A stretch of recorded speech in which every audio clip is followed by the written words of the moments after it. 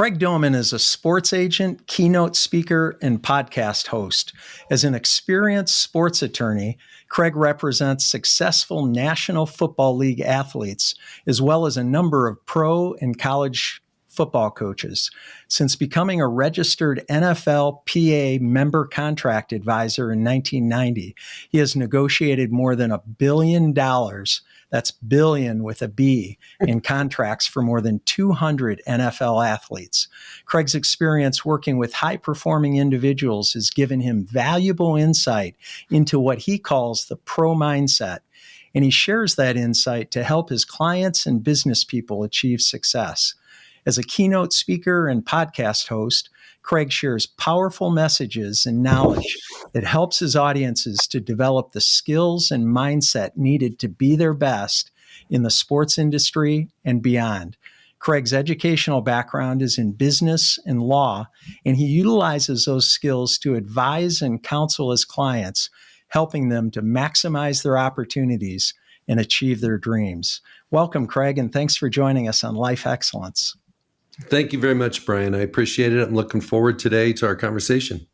Likewise. Let's jump right in, Craig, and talk about the stereotypes of being a sports agent. First, that sports management is a cutthroat, dog-eat-dog business. But second, it's also a glamorous one, given that millions, well, apparently billions of dollars are at stake for both athletes and the agents representing them. What is it really like to be a sports agent? Well, that's a wonderful question.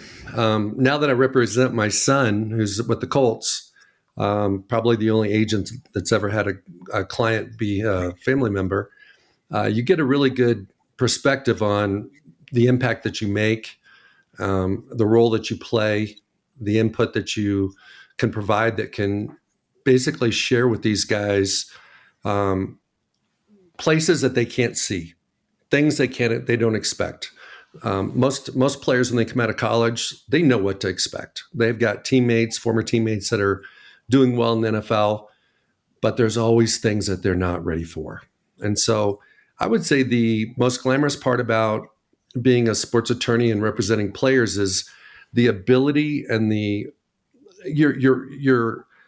get the opportunity to work with these guys side by side in their dreams. You're walking hand in hand with them, step by step.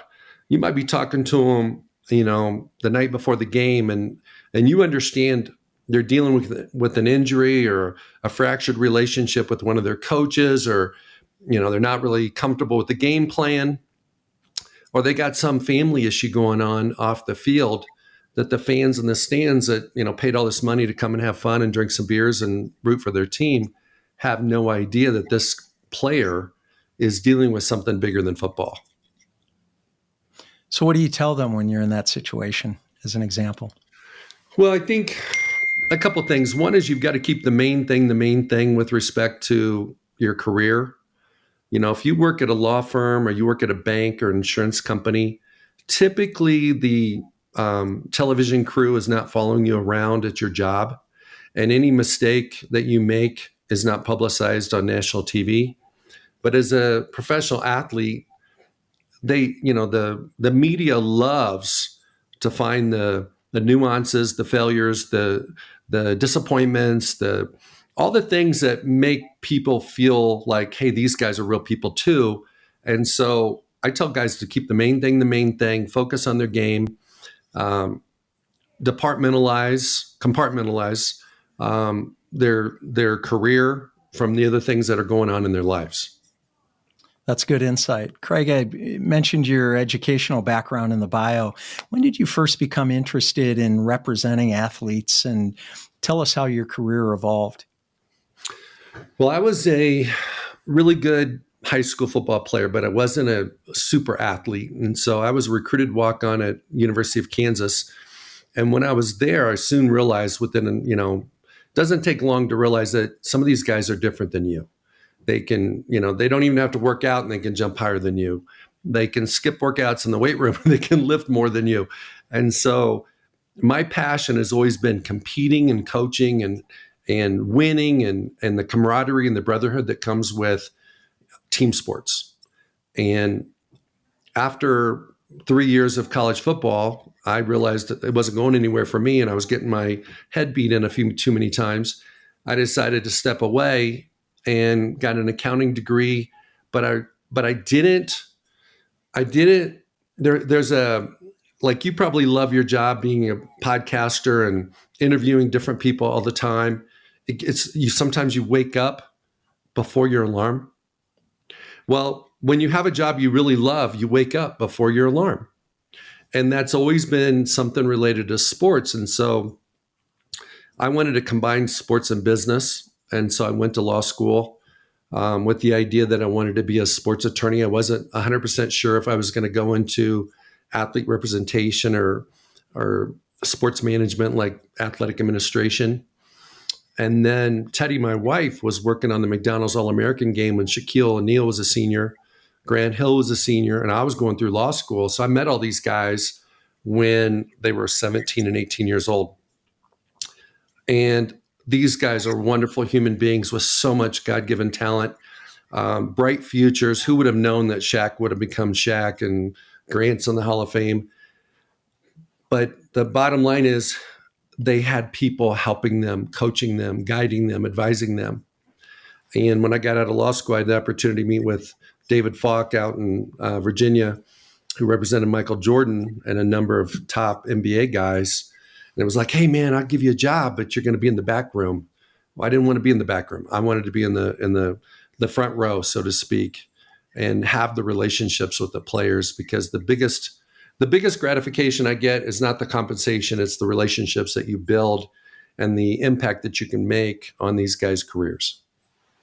Well, and that's super important. I think and I'm going to ask you about the world of sports representation, sports attorneys, but I think that people think about representing athletes in contract negotiation, but the reality is there's so much more that goes into it, so much more support that can be offered, much more than just, and probably you do a lot of that, the actual contract negotiation, but there's other support that you offer.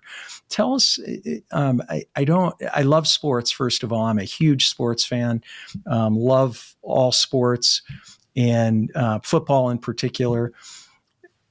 But I don't know a lot about the world of sports representation, sports attorneys, sports management. For folks our age, and I think we're a similar age, maybe my only reference is a movie that's probably almost 30 years old now, called Jerry Maguire, that gave people at the time some insight into at least Hollywood's perspective of what that looks like. But help us to understand and appreciate that. How many sports agents are there, or sports attorneys? And is there a particular accreditation you have to have? How do people get into it?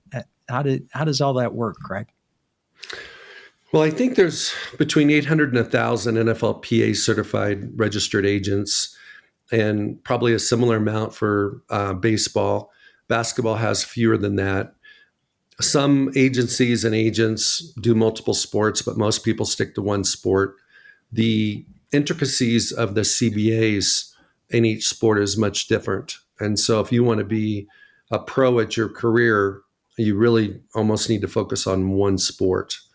There have been a few people that have been successful in multiple sports, but they tend to gravitate towards one before it's all said and done.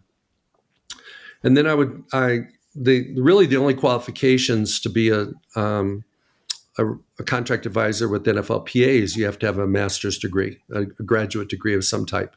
So a JD is a Juris Doctorate, certainly qualifies, but they don't want. When I first got in the business, there was a gentleman that was very, very competent, but he only had a high school degree, did not have an undergraduate degree. And I think the NFLPA was worried about the narrative and just the look of it, and wanted to create a higher standard for the representatives for their players. And I was actually going to ask you about that. You mentioned that even if people are spread among different sports that eventually they come to focus on a particular sport. Why is that? Is it a higher level of knowledge of the industry or focus on the nuances of, say, the NFL or the NBA or the MLB, or what causes representatives to focus on a particular sport? I think there's a multitude of reasons. I think the first reason is that every professional sport today is a 12-month sport. At one point in time, it might have been 6 months, but now it's 12. If you look at the NFL calendar, there is literally something going on every single month between the combine, the draft, free agency, June cuts, OTAs, training camp, and then the regular season plus the playoffs and the Super Bowl. You tell me a month where there's not NFL news. You tell me a month where there's not NFL activity and people, organizations signing and waiving players. And so you have to be 10 toes in. You have to be all in. You can't take 3 months off and go do a different sport. So just by virtue of the calendar, it kind of lends itself to being in one sport. And then the second thing is, as I mentioned before, the collective bargaining agreement for each sport is a little bit different. The salary caps are different. There's hard caps, there's soft caps, and there's different calculations for how the cap is, how a contract is calculated for the cap. And then I would say the third thing is relationships.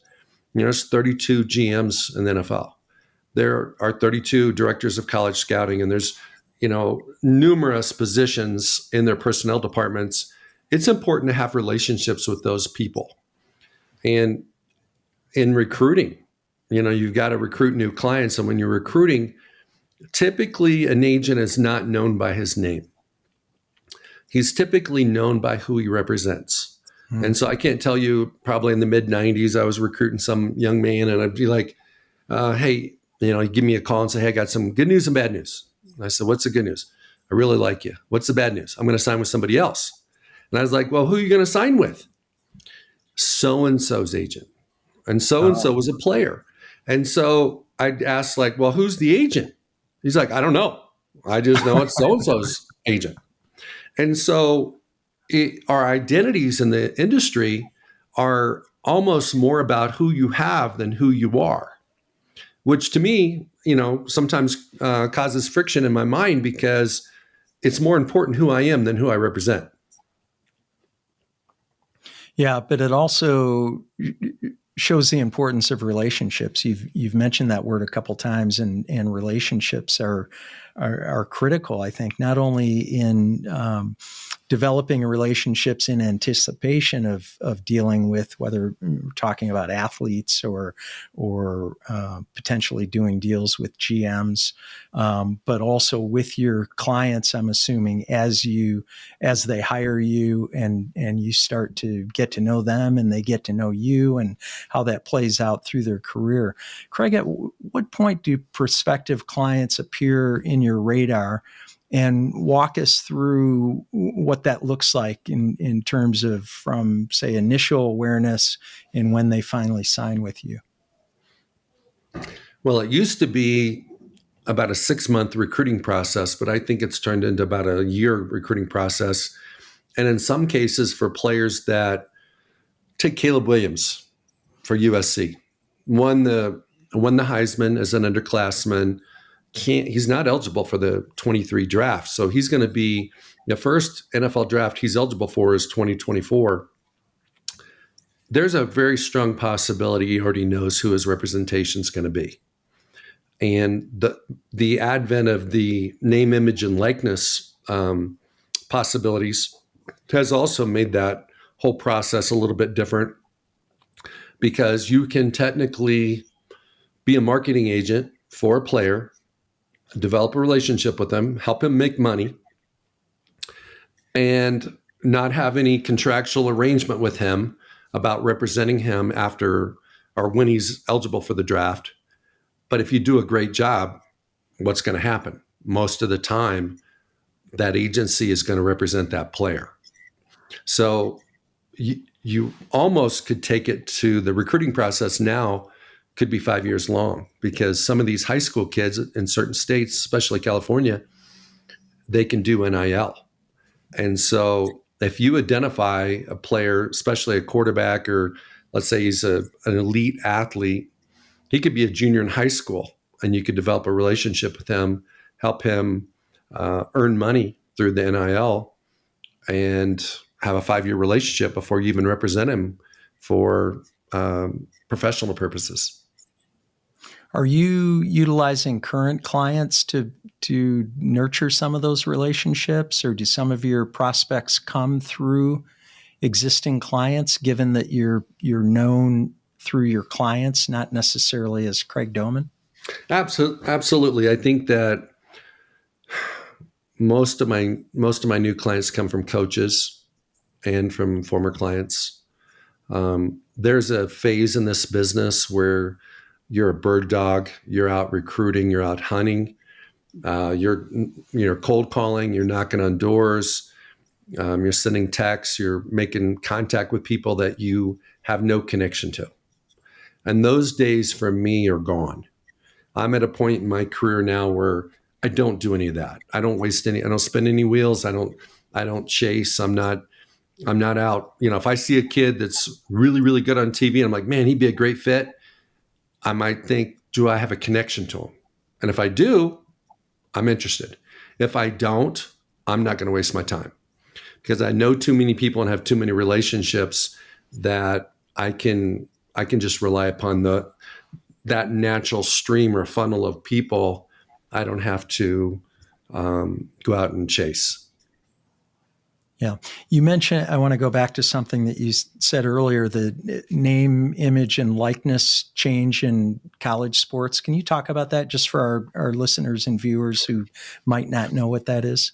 Yeah. So all the things that were illegal before July 1st of 2022, like giving an athlete a car in college when he's an amateur, maybe paying him to do an autograph signing, or doing a product endorsement, do a sponsorship relationship with a company. All those things were illegal, and they were a violation of the NCAA rules, basically the amateur provision in the NCAA.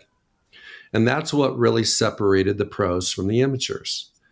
And then on July 1st, because of legal pressure against the NCAA, Ed O'Bannon started a lawsuit a number of years ago, former basketball player for, I believe, USC. And they won because the NCAA basically said, hey, name, image, and likeness now is legal with some parameters and guidelines. And so we have a son that was going into his final year of eligibility at the University of Nebraska. And because my wife's a marketing person, we caught wind that this thing was going to come down. He did a football camp within 2 weeks after July 1st with a teammate, and they both made between somewhere north of $5,000 each. Okay, nothing crazy, but that's a lot of money for a college kid. Sure. And then he did a podcast where he had sponsors and made money. And so the guys today, it's a little bit of the wild, wild west with the name, image, and likeness, but it's also, companies might be fooled once from the standpoint that they think they're going to get some value from this relationship from this college athlete. But if they don't get it, they won't do it again. And so the athletes are now having to do more than just, hey, this is who I am. Give me some money. Now it's like, hey, you're going to have to do some social media posts. You might have to do some videos talking about the company's products or services or your relationship with that company. There's a quid pro quo that wasn't there before. And the players also have to be mindful that if they don't take care of their sport, they're not going to have their scholarship, and they're not going to have an opportunity to go to the pros regardless of the sport. So they can't spend a lot of time chasing these things. So if it's not, convenient in the off season, easy, a lot of these deals, you read about them in the news, but there's not that many of those deals. So how do you see that playing out in the long run? It sounds like it was an idea that sounded really good and very lucrative.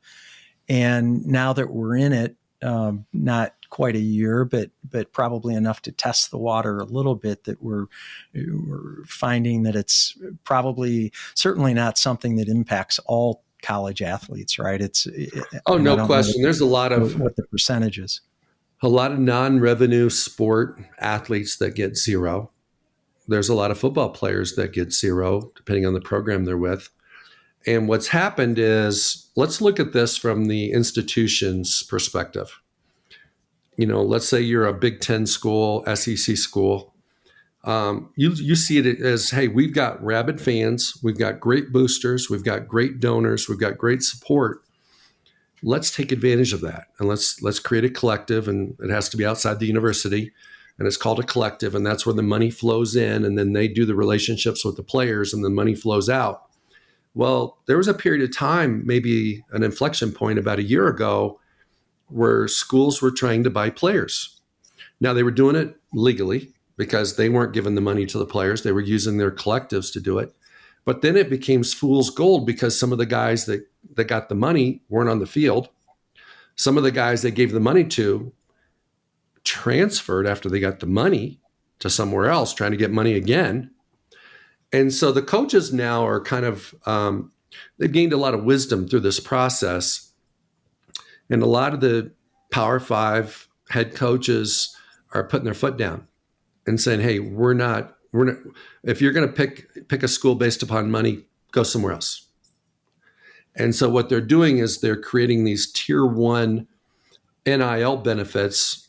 25 to 45,000 has kind of been the range, where if you come to our school, you're going to get that if you're playing. And we're not going to discriminate because you're a 4-star and this other young man's a 2-star, or you're a quarterback and you're an offensive lineman. Everybody's going to get the same. And tier 2 money might go to the quarterback, and that's going to be more money that's flowed through the collective. And then tier 3 money is, hey, if you want to do something on your own, it's totally legal. Go out and see what you can get. And so then it's on the shoulders of the athlete or the athlete's representation, marketing representative, to go out and see if there's any interest in the community or with that particular school's fan base for any opportunities. And at schools where the fans are crazy, there are a few, but in most places, there's no tier 3 money. So that's kind of where we're at now. Yeah, it'll be interesting to see how that all plays out. I mean, when you think about it, even pro sports, there aren't, not all professional athletes have a whole bunch of non-sports revenue. Some do. Some are on local commercials and that kind of thing. But you don't see everybody doing it, right? You see the best player on the team or a couple of the best players, and really that's about it as far as that goes. So maybe that ends up being the case in college sports as well. I fully expect that, and I also think that companies, like let's take car dealers. At some point in time in the past, they might do a deal with a professional athlete, and then the car may come back with a little bit more wear and tear than they anticipated. And because the athlete didn't own it, maybe the athlete's posse or friends or somebody didn't take care of it, or the athlete didn't take care of it. And it was a financial hit for the dealership. So when the next athlete comes in and says, hey, I'm looking for a car deal, I'll give you some promotion in exchange for let me drive a car for a year, the dealers are saying, hey, appreciate it, man, but no, thank you. And so that whole evolution process is taking place at the college level as well. We've been talking about money in college sports. Let's talk about pro sports now. And we always read, Craig, about the big multi-million-dollar contracts, the multi-year contracts. Help us to understand the reality of pro sports, and you focus on the NFL. So let's stick with the NFL. What does that look like? What does a contract look like for the average NFL player, not the first round draft choice or the Heisman Trophy winner or those people that we read about in the papers? Well, I think what we have in the NFL right now is we have guys that are on rookie contracts, and anybody that gets drafted signs a 4-year contract, and they're controlled cost. And except for guys drafted in the first 2 rounds, pretty much everybody else has minimum salaries for the first 3 years of that 4-year deal. And then in that 4th year, there's an escalator depending on how much they play. And it's universal around the league. So if you're the salary cap person for a particular team, trying to manage the money, trying to manage your cash flow for your ownership, and also trying to keep your contracts in such a place that you've got maneuverability under your cap to go out and sign people when you need people, you've got to be able to control costs. And so I don't know exactly out of 53 players on an active roster, how many of them are on rookie deals, but I would say for sure the majority of the players are on the rookie deals. And so what happens is it's kind of an apex point for players. Once they get past 3 or 4 years, then teams start looking for somebody younger, cheaper, and healthier. And so there's a big turnover, and that's constantly going on every year. So there's approximately 256 draft picks every single year that are coming in, and they want those players to win spots. Because then when you get a special player, like a Patrick Mahomes or whoever it may be, Joe Burrow with the Bengals, whoever it may be, and you got to pay them a lot of money, they're taking a lion's share of the cap. And so that's why it's really difficult for NFL teams to have a top quarterback and have a top team. Because once you have a top quarterback and you pay him appropriately, you don't have enough money left to get him receivers and offensive linemen and tight ends or a defense so you can win a championship. So I just saw today where Kansas City, reigning Super Bowl champs, their starting left tackle, Orlando Brown, terrific player. They traded for him with the Baltimore Ravens a couple years ago. They gave him the franchise tag last year. They elected today, or they probably made the decision before today, but it was announced today that they're not going to give him the franchise tag again.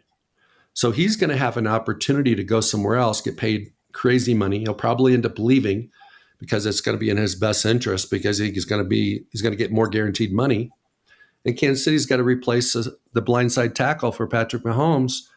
And they're hoping that either somebody they have on the roster is going to develop into that guy, or they're going to go draft some player that they think can be the guy, but we won't know until the season starts. And it's going to take a few sacks for them to find that guy, right? Oh, always. And it's funny how teams that have already paid their stars almost like challenge the teams that have a rookie quarterback that haven't had to pay him yet, and say, let's see how good they are after they pay him. And the teams right now that are like that are Baltimore with Lamar Jackson, Burrow at Cincinnati. You got Herbert with the Chargers. I'm probably forgetting somebody, but it's those kind of guys that they're going to get paid. And when they get paid, the salary cap person's going to have a big challenge to try to maintain and retain their talent, because they're not going to have the cap space to do it. That's interesting. Craig, I know there's so much more to professional sports than just signing a contract and playing the things that we've been talking about. From your standpoint, other than contract negotiation, what additional services and support do you provide for your clients? Or do representatives in general provide for clients? I think there's two really important groups of people that are like the support for professional athletes. The first one is the pit crew. And the pit crew are the guys that are everything related to their health, whether it's massage people, chiropractic people, ARP people, MAT people, PT people, just chiropractic people, that all these industries that are mainstream, that when professional athletes find out that they're special, that these guys can really give you the edge physically and athletically, these guys start working, and ladies too, working for people all over the league. And so you help your players find those people. When your athlete has, let's say, a Liz Frank injury, there are a handful of docs that's what they do, and that's what they're known for. And they've got a strong track record for doing that type of surgery for professional athletes. ACL, same way. There's a handful of ACL docs. Does it mean that there's, who knows how many orthopedic surgeons in the country do ACL surgeries? Maybe 50,000. I don't know what it is. But there's less than 10 that professional athletes use. And it's because of trust and track record. And so if you want to help your client feel at ease when they're in probably a very bad spot because they're dealing with an ACL tear, you're wanting to get them second opinions and appointments with people that they can trust. Okay. And sometimes they can trust their team docs, and sometimes they can't, depending on the experiences of their teammates. And then the second group of people that are really important for your clients is the accountant, the financial advisor, the marketing person. It's all those ancillary services that, you can't have your guy not file his taxes. You can't have your client not have some type of financial guidance. As a contract advisor, we have to be very careful about providing financial advice. We can give life advice, but unless you're qualified as a financial advisor, you shouldn't be given financial advice. But you want them to have somebody that's worked with professional athletes that knows the challenges, knows the pay, basically just the pay schedule, the typical pitfalls that can blindside a professional athlete financially, so that they can avoid those things. What you talked about, surgeons, doctors that do ACLs, and there are a handful that are known within the league, doctors that do other types of procedures. I think there are probably physical therapists, or I remember Patrick Mahomes pointing out his physical therapist and saying, if it wasn't for her, he wouldn't have been able to play, literally. I'm wondering, in your part of the business, what differentiates the top 1% of sports agents or sports attorneys from the other 99%? So how do you set yourself apart from the hundreds or maybe thousands of other people competing for the athletes that you're looking to represent? I think number one is you have to take care of who you have. Secondly, I think that what ends up happening in the industries in all different sports is if you happen to have an offensive lineman that's really good, you're going to attract more offensive linemen. There's quarterback agents, there's tight end agents.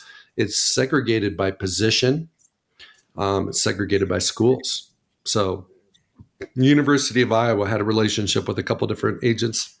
If you went to University of Iowa, most of the time you'd get beat by one of those guys. And it's just coincidental that those agents also represented the head coach. And so there's those kind of backdoor relationships that make an impact on where an agent can go. Because if you're new in the business and you don't have any relationships and you don't have a track record with players, it's tough. It's tough because I've got relationships with certain coaches, and they call me and say, "Hey, you interested in this young man?" I'm like, "What? Tell me more. Tell me what he's really like. Does he really love the game? Is he dedicated? All those types of things." And so the thing that separates you is that you're going to find a niche of some type. It would be fantastic if your niche is with a group of schools that are the best schools in the country. If you're in it with Dabo and Clemson and, Kirby Smart down at Georgia and, Saban at Alabama, their sixth best player is going to be a second rounder. So you're going to be okay. Okay. Yeah. And then when you get in with certain players, let's say quarterbacks, they all want to train together in the off season. They all want to compare notes. They all want to be the best, and to be the best, you got to work out with the best.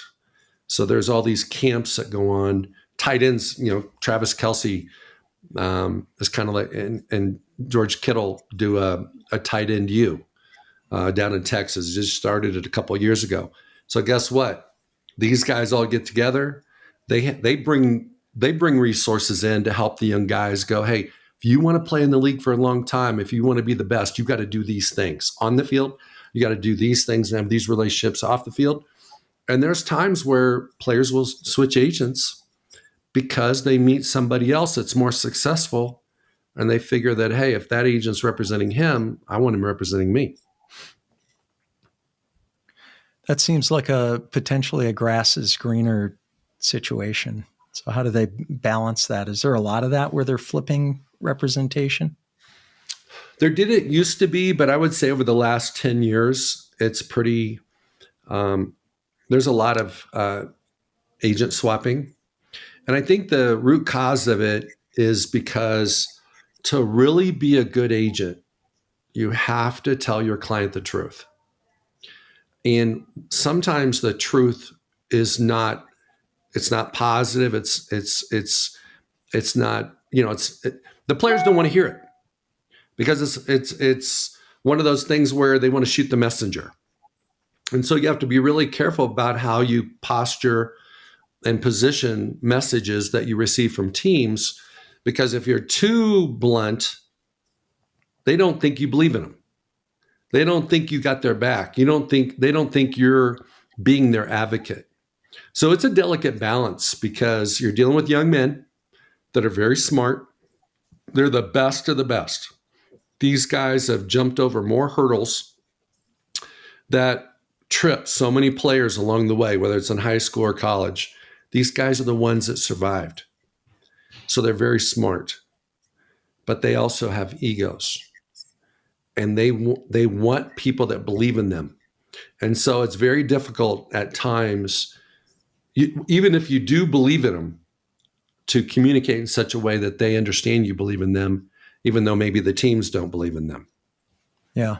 Or in those situations, are you communicating with, say, family members or other people around them? Because, and you mentioned the two things that I thought of. One, their age. They're 23, 24, 25-year-old kids, young men and young women in other sports, and the egos because of what it's taken them to get to where they are. They, like you said, they've gotten through every hurdles that have blocked everybody else except them from their town or their high school or their college to get to that point.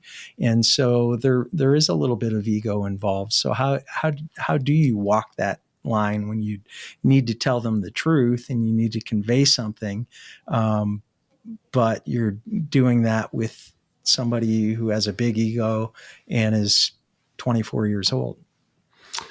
Well, the way that I do it is I don't wait until that big moment.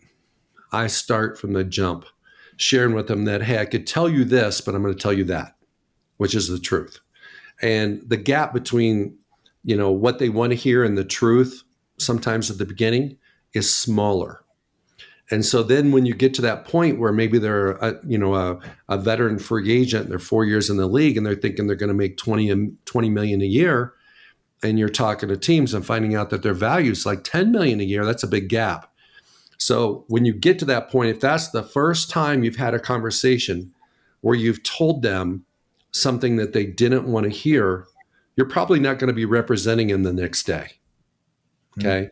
So you've got to have you have to build a relationship over time where they see that, hey, there is a gap between the truth and what they hope for sometimes, and that you're going to look out for their best interests and you've got their back no matter what, so that when you do get to that point where it's kind of like not fun news to share, they know you're shooting them straight because it's in their best interest. Because a lot of times what happens is, let's say, for example, a guy wants 20, the market's 10, but there's only a few spots for that 10. But there's 4 or 5 guys that could fit those 2 or 3 spots. So because you've allowed your client to overestimate his value and you haven't told him the truth, he still thinks he's worth 20, Well, then when the few teams that are willing to pay 10 have already signed somebody, now it's down to 7. So now you just cost your client $3 million by not telling them the truth. That's tough. Yeah, that's interesting.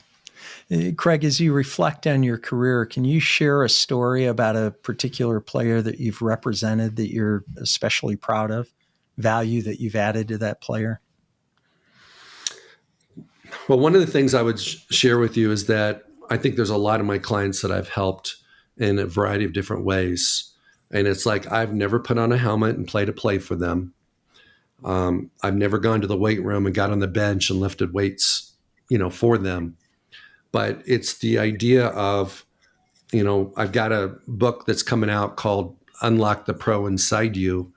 And this book is about how do you have a pro mindset? And the meaning behind it is really simple.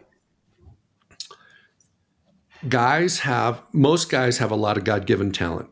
Most professional athletes are incredibly hard workers. But the differentiator is not talent or work ethic. The differentiator is how do they perform under pressure? How do they perform when it matters the most? How do they perform when they get demoted? How do they respond? How do they perform when they don't get repetitions and opportunities in training camp? In the last preseason game, they get thrown in, they didn't get the reps, and then their minds are going, man, I'm not going to do well because I haven't practiced this position.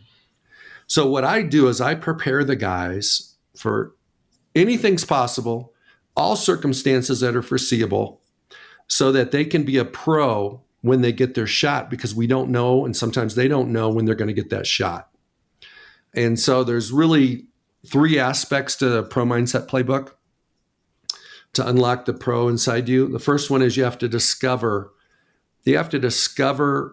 what is going on in your mind, what triggers you, when do you feel bad emotions, when do you feel disconnected from your motivation and your passion, when do you get frustrated, when do you have doubt in yourself.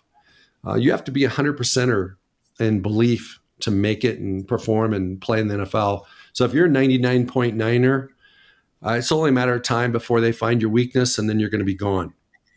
And so it's all that stuff, that discovery stuff, and I call it tackle, block, and hold, because you have to tackle your past.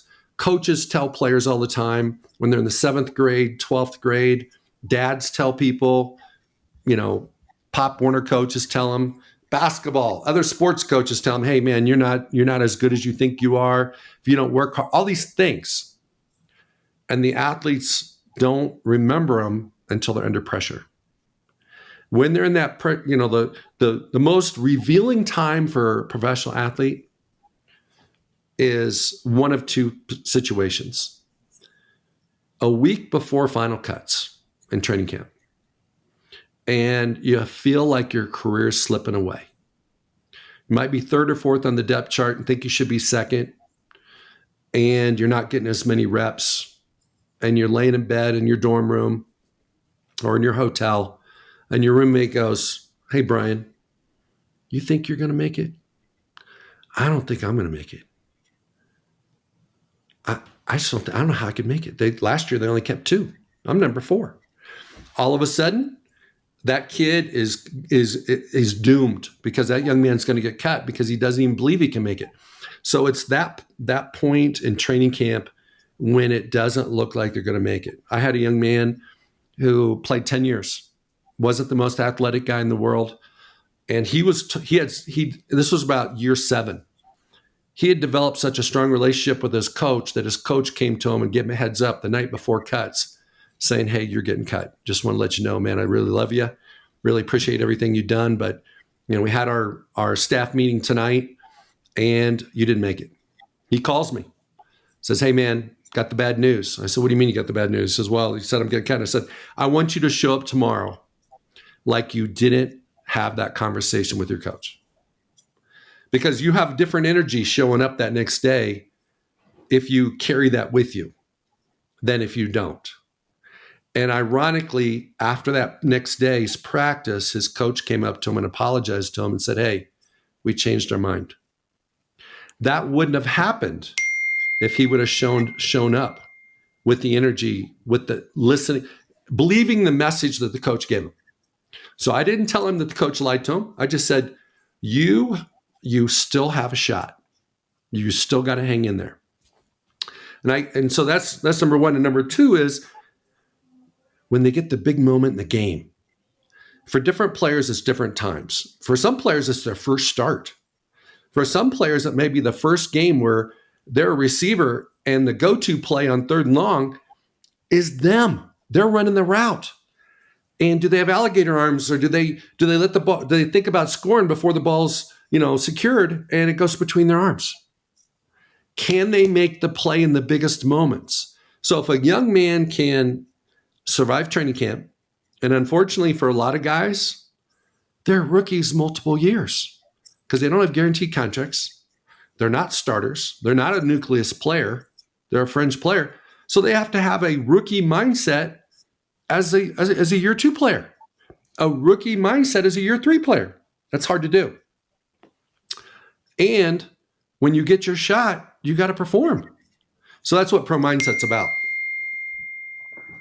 And I appreciate you sharing about the pro mindset. I was going to ask you about that. And along those same lines, I want to ask you about a quote that I read that you said, if you really want to be successful in life, it's always the things behind the scenes that are more important than what everybody tells you it's going to be. Can you share more about that? Well, I think the message behind that is really simple.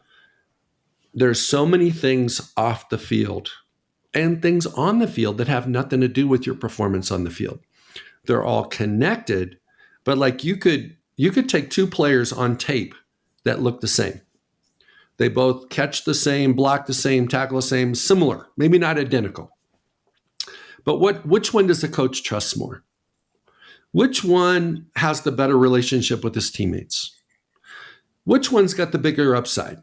Those things are all intangibles. Those things are invisible to the fans.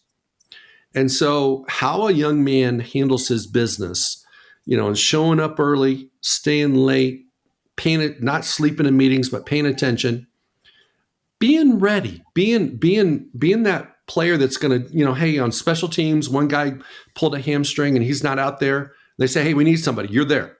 You don't have to go find your helmet. You don't have to think about it, because if you think about it, another guy's already in that position before you make the decision to go. You have to anticipate it. Those are the things behind the scenes that are critical to the success of a professional athlete, but they're also critical for our success too. Everybody's got measurables. Everybody's got like criteria that they get judged on, but it's all those little things behind the scenes that make the difference. And that's a great segue into my final question, because you mentioned application outside of pro sports or outside of sports in general. Craig, what tools or strategies can our listeners and viewers adopt from your world, the world of sports management, sports representation, that they can apply in their own careers or businesses and also in their personal lives? Okay, well, I'm going to give you 3. And it's all out of the Pro Mindset Playbook. Number 1 is that you really have to understand what blocks your career, what blocks your advancement. So it's like, for some people, it's distractions. Some people, it's entitlement. So they don't work hard at work because they think they deserve it. Or they got I've got a better title than you in the company, so I don't work as hard, and then I don't understand why you got promoted over me. So it's like, that the mental aspects of knowing who you are, okay, and why you do what you do, and understanding that sometimes you do things out of fear, sometimes you do things out of unworthiness and doubt, entitlement, expectation, things people told you, a lot of those types of things. The second thing is, and this is especially true for athletes, but it's true for everybody. I mean, in the Super Bowl, number 32, Nick Bolton for the Chiefs, at 5 a.m. on the Monday after the Super Bowl, without any sleep because he was partying and celebrating with his teammates, was on Good Morning America with Michael Strahan talking about the dream he had 2 days before the Super Bowl. And he dreamed that he would get a defensive touchdown. What did he do in the game? He had a defensive touchdown. And when after celebrating with his teammates in the end zone, he's on the sidelines sharing that I didn't know if I was still in my dream or not, or if it really happened. So visualization is really critical. You got to visualize yourself before the big presentation, before the business meeting, before the sales opportunity, being successful in all situations before you get there. So when you get there, it's the second time you've been there. It's not your first time there. You're meeting a new business opportunity. When you meet that person, it should be the second time you've met that person, because in your mind, you've already rehearsed it. Okay. And the third thing I would say is that in the moment of suck, okay, there's always a moment of suck in competition, in performance. Maybe you get some bad news. Maybe you throw an interception if you're a quarterback. Maybe you miss a tackle if you're a linebacker.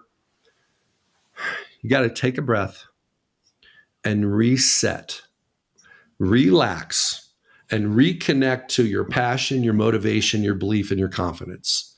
Because if you don't, it's like a slippery slope, and we don't know where it's going to go, but it's going to keep going, getting worse. So how do you shift the tide, so to speak? You're having a bad day. You're having a bad day with your spouse. You're having a bad day with your kids. You're having a bad day at work. Take a breath and connect to your purpose. Connect to who you are and why you do what you do, so that you don't make it worse. Because I think there's a lot of people that shoot themselves in the foot. Athletes shoot themselves in the foot all the time. They self-sabotage. The way you stop that is by taking a breath and reconnecting. Thank you for that. That's all great advice. I think if we were in the locker room and you were the coach giving that speech, we'd all be ready to run out onto the field and win the game. So I appreciate that. Craig, thanks for joining us today. It's great to have you on the show. Brian, thank you very much. Have a great day. You too, Craig. Thanks for tuning into Life Excellence. Please support the show by subscribing, sharing it with others, posting about today's show with Craig Domann on social media, and leaving a rating and review. You can learn more about me at brianbartes.com. Until next time, dream big dreams and make each day your masterpiece.